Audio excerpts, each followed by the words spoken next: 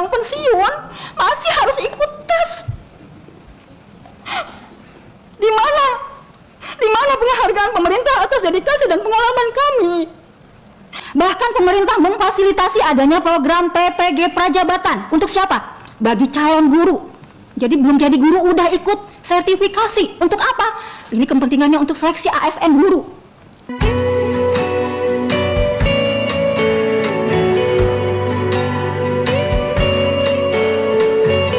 Kewajiban dan peran guru itu semuanya sama antara guru di negeri maupun di guru swasta atau non ASN. Tapi pada kenyataannya kita ketahui bersama, kita masih dari guru swasta ini, terutama sertifikasi swasta lulusan PLPG, masih mendapatkan perbedaan hak dan perlakuan. Salah satunya adalah hak mendapatkan kesejahteraan dan kepastian status. Dan ini terjadi bertahun-tahun belum kunjung usai. Padahal dalam Undang-Undang Nomor 20 Tahun 2003 tentang Sistem Pendidikan Nasional disebutkan bahwa salah satu hak guru adalah memperoleh penghasilan dan jaminan kesejahteraan sosial yang pantas dan memadai. Dan itu pasti berlaku bagi kami dari guru swasta. Pemerintah memang sudah berupaya untuk meningkatkan kualitas guru-guru swasta non-ASN seperti guru-guru ASN dengan mengikutsertakannya dalam program Pendidikan dan Latihan Profesi Guru atau PLPG sejak tahun 2008 agar menjadi guru profesional untuk meningkatkan kualitas mengajarnya yang ditandai dengan diberikannya sertifikat pendidik guru profesional. Namun, semuanya belum cukup memberikan solusi, dikarenakan kami masih memperoleh perlakuan dan hak yang berbeda. Masalah lain yang dialami guru swasta adalah adanya perbedaan perlakuan tentang keterbatasan akses untuk mengikuti tes atau menjadi prioritas CPNS atau P3K. Ada kalanya guru swasta kurang mendapatkan pengakuan atas prestasi dan kinerjanya dibanding guru ASN. Selain itu, masa kerja kami di SK Inpasing tidak dihitung tahun berjalan, di mana kami yang telah mengabdi 20 tahun hanya diakui 4 tahun masa kerja. 20 tahun, bahkan yang lebih dari 20 tahun hanya diakui 4 tahun masa kerja sampai saat ini. Perlakuan berbeda lainnya adalah guru sertifikasi senior swasta tertunda mendapatkan SK P3K hanya dikarenakan tidak ada penempatan di sekolah negeri. Padahal dia lulus tapi tidak lolos bersama guru-guru yang lainnya, padahal belum tentu yang lolos itu sudah bersertifikasi. Anggota Dewan Komisi 10 yang kami hormati, perlu diketahui semuanya bahwa guru sertifikasi swasta PLPG, wadah kami ini, adalah guru sekolah swasta yang telah mendapatkan sertifikat pendidik sebagai guru profesional setelah lulus mengikuti pendidikan dan latihan profesi guru PLPG selama 10 hingga 11 hari secara tatap muka, bukan daring, sejak tahun 2008 hingga 2017. Selama PLPG kami mengkaji kembali ilmu teori, ilmu praktek pendidikan atau pedagogik, bahkan wawasan kebangsaan, membuat modul ajar dan administrasi pembelajaran lainnya. Bahkan kami juga harus mengerjakan tugas-tugas dari mentor sampai tengah malam selama mengikuti PLPG tersebut. Untuk lulus PLPG selain tes tulis awal dan akhir, kami juga harus lulus tes praktek atau micro teaching yang erat kaitannya dengan proses pembelajaran.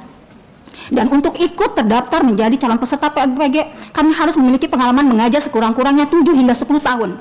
Ini artinya kami adalah guru-guru senior bersertifikasi yang saat ini mayoritas sudah mempunyai masa kerja hampir 20 tahun, bahkan lebih dari 35 tahun, yang akan pensiun 2 tahun lagi, bahkan mungkin tahun ini sudah mau pensiun. Beberapa tahun terakhir ini begitu mudah bagi guru-guru muda usia minim pengalaman untuk menjadi guru sertifikasi, meskipun belum lama mengajar, terutama yang berstatus PNS dengan menjadi peserta pelatihan profesi guru atau PPG sejak 2018 sebagai pengganti PLPG. Kita ketahui beda pemerintahan, beda istilah. Tadinya PLPG menjadi PPG. Bahkan pemerintah memfasilitasi adanya program PPG Prajabatan. Untuk siapa? Bagi calon guru. Jadi belum jadi guru udah ikut sertifikasi. Untuk apa? Ini kepentingannya untuk seleksi ASN guru. Selain menghamburkan anggaran negara, adanya PPG Prajabatan ini semakin menutup peluang kami menjadi ASN. Pertanyaannya, apa maksud pemerintah mengadakan sertifikasi besar-besaran bagi calon guru dan guru muda usia minim pengalaman, tapi di sisi lain mayoritas kami sebagai guru sertifikasi senior PLPG yang sudah mengabdi puluhan tahun hingga jelang masa pensiun kami belum memperoleh kepastian status sebagai ASN guru? Maka tidaklah mengherankan, ini poin pentingnya, tidak mengherankan. Kenapa? Jika di antara peserta didik kami sudah banyak yang menjadi guru P3 atau PNS menyalip melampaui kami, guru-gurunya sendiri. Mengapa kesenjangan dan ketidakadilan ini bisa sampai terjadi? Hadirin sekalian kami muliakan, penting untuk diketahui juga oleh semua pihak bahwa kami yang berada dalam Ikatan Guru Sertifikasi Swasta atau IGSS PLPG Indonesia adalah para guru sertifikasi swasta dari mulai jenjang TK, RA, SDMI. Jadi kami juga banyak yang tergabung dengan kami ini di bawah naungan DEPAG. yaitu MI, MTS, MA ya, SD hingga SMA, termasuk SKH, yaitu sekolah khusus bagi siswa yang berkebutuhan khusus. Yang mayoritas di mana nih kami mengabdi di yayasan yang masih memberikan subsidi silang kepada siswa yatim piatu dan kurang mampu. Berarti alias kami ini mengabdi di yayasan sosial, bukan komersial. Jadi jangan sama ratakan kami dengan pegawai atau tenaga pendidik yang mengajar di yayasan yang mungkin bisa disebut dengan komersial, yang mungkin untuk pendaftaran masuknya saja udah luar biasa. Kami tidak seperti itu. Lalu dampaknya apa kepada kami dengan mengabdi di yayasan sosial itu? Adalah banyak di antara kami yang memperoleh honor dari yayasan jauh dari UMR. Selain itu, honor bulanan kami ada yang mengalami potongan. Bahkan banyak pula di antara kami tidak memperoleh honor bulanan. Karena apa? Dianggap karena kami udah dapat TPG katanya. Dari pemerintah, padahal itu dari pemerintah, bukan dari yayasan.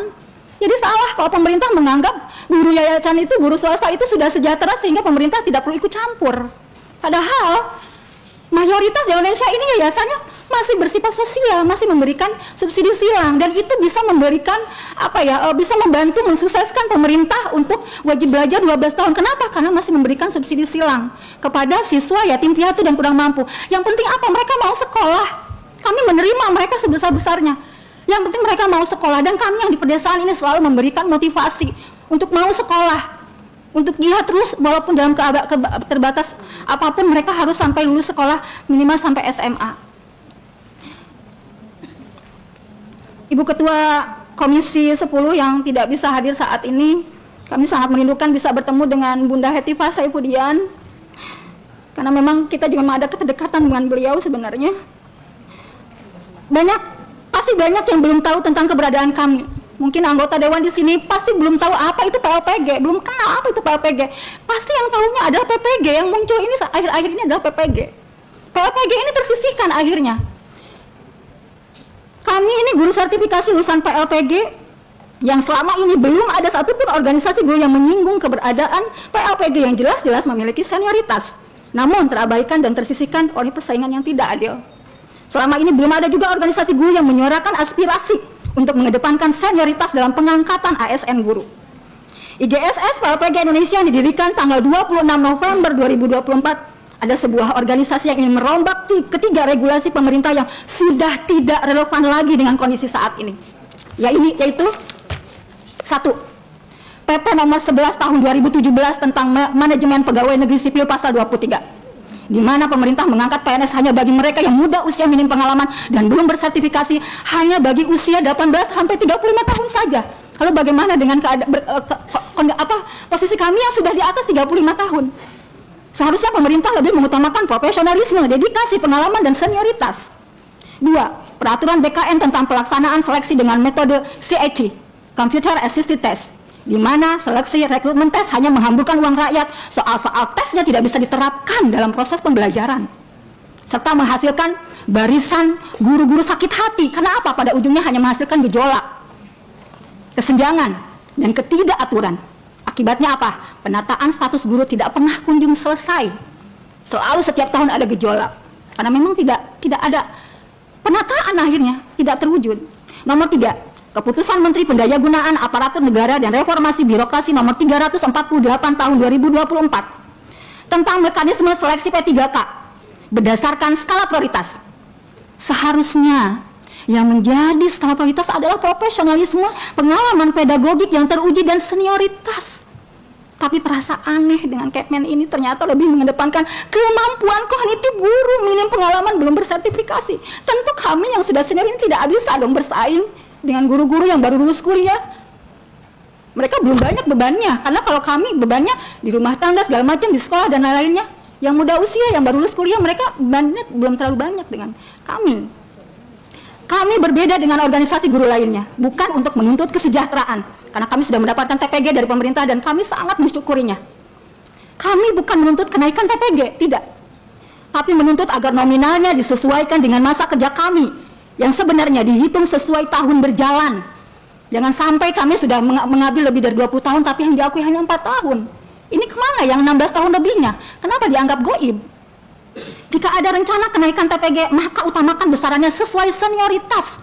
tanpa ada perbedaan nominal antara PNS dan non-PNS.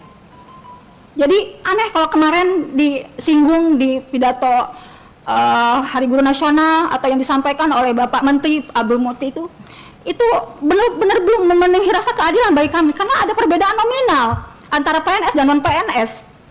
Kenapa yang PNS dihitung dengan 1 kali gaji pokok, kami hanya naik 500.000? Di mana rasa keadilannya? Dan itu akan terus mencederai hati guru, terutama yang swasta. Terkait dengan pengangkatan ASN guru, selama ini pemerintah merekrut secara rutin setiap tahunnya melalui tes CPNS dan tes P3K yang pastinya menghabiskan dana APBN yang tidak sedikit. Pertanyaannya, untuk apa pemerintah mengadakan PLPG jika kemudian yang menjadi PNS atau P3 adalah guru-guru muda usia minim pengalaman yang belum bersertifikat pendidik? Apakah pemerintah belum cukup untuk menguji kompetensi kami yang telah lulus tes tulis, tes akhir, tes praktek untuk memperoleh sertifikat pendidik guru profesional? Sehingga kenapa harus diuji kembali dengan soal-soal tes CPNS yang sebenarnya nggak aplikatif di ruang kelas? Tidak bisa kita terapkan pada anak-anak sekolah TK, SD, SMP, nggak bisa. Karena itu hanya mengandalkan kemampuan kognitif saja. Mengapa pemerintah tidak memprioritaskan kami yang sudah bersertifikat pendidik lulusan PLPG yang diakui profesionalismenya itu sendiri oleh pemerintah untuk dijadikan ASN guru? Mengapa pemerintah tidak pernah membuka peluang tanpa tes bagi kami dalam pengangkatan ASN guru? Tidak pernahkah terbayangkan oleh pemerintah bagaimana guru-guru senior nih mau menjelang pensiunnya aja masih harus berjuang ikut tes, ya, dari pedesaan aja harus ke perkotaan, harus menyeberang sungai segala macam. Demi apa? Demi sebuah status ASN, karena ingin memperbaiki nasib kehidupannya. Kenapa pemerintah tidak memperhatikan hal seperti itu? Kok tidak ada perasaannya gitu loh? Guru-guru yang sudah menjelang pensiun masih harus ikut tes. Di mana penghargaan pemerintah atas dedikasi dan pengalaman kami? Pemerintah memang membuka pendaftaran ASN guru bagi guru swasta, tapi lagi-lagi itu bukan dikhususkan bagi kami yang sudah senior. Tidak, itu hanya untuk umum, bukan untuk kami yang sudah senior. Mana janji Presiden Prabowo yang ingin memberikan penghargaan sebesar-besarnya kepada jasa-jasa guru yang kepada kami yang sudah lebih tersertifikasi? Kami ini sudah lebih tersertifikasi dibandingkan PPG. Bukankah salah satu syarat dalam jenjang karir selalu mempertimbangkan lama masa kerja sebagai bukti dedikasinya? Semakin lama masa kerja maka kemampuannya akan semakin baik dan tingkat penguasaannya akan pekerjaannya pun akan semakin fasih. Dalam Undang-Undang Sistem Pendidikan Nasional tahun 2003 catat disebutkan bahwa guru mempunyai hak untuk memperoleh promosi dan penghargaan berdasarkan apa? Pengalamannya. Itu tercantum di Undang-Undang Sisdiknas tahun 2003. Lalu apakah undang-undang tersebut tidak berlaku bagi kami? Hadirin peserta rapat yang kami hormati, kami tak habis pikir bagaimana bisa guru senior sudah bersertifikasi, berpengalaman, menjelang pensiun 5 tahun bahkan 2 tahun lagi tertutup peluangnya menjadi PNS hanya karena berdedikasi di swasta yang notabene di bawah yayasan sosial. Sebaliknya, guru yang baru mengajar 5 tahun bahkan baru lulus kuliah, masih minim pengalaman, belum bersertifikasi, masih sangat lama pula masa pensiunnya, justru berpeluang lebih besar menjadi PNS hanya karena mengajar di negeri, hanya karena mengajar di negeri baru 2 tahun. Di mana implementasi Undang-Undang Sisdiknas yang menyebutkan bahwa guru mempunyai hak untuk memperoleh promosi dan penghargaan berdasarkan pengalaman dan dedikasinya? Apakah sertifikat pendidik dan pengalaman kami masih kurang layak untuk dipertimbangkan sehingga harus kalah oleh kemampuan kognitif guru muda usia, padahal pengalaman pedagogik lebih utama dan amat dibutuhkan dalam proses pembelajaran? Kami yakin semua pihak sepakat bahwa pertimbangan masa kerja atau pengalaman adalah bagian dari sebuah tahapan yang ya, izin Ibu, karena nanti juga masih harus ada satu lembaga yang menyampaikan pendapat. Dari awal sampai ini tadi sebenarnya materinya sudah kita tangkap. Baik. Mengerucut kepada bagaimana persoalan senioritas, kemudian betul, persoalan usia dan yang lain. Jadi boleh dipercepat ya Bu, kami beri waktu lagi 3 menit, baru nanti akan berganti kepada dari mana Bu? Yang minta waktu mungkin sebentar. Jadi kami bukan guru honorer, kami ini guru bersertifikasi ya Bunda ya gitu ya. Kami sudah mengabdi lebih dari 20 tahun gitu ya. Kami hanya ingin menagih janji Presiden Prabowo untuk memberikan penghargaan yang sebesar-besarnya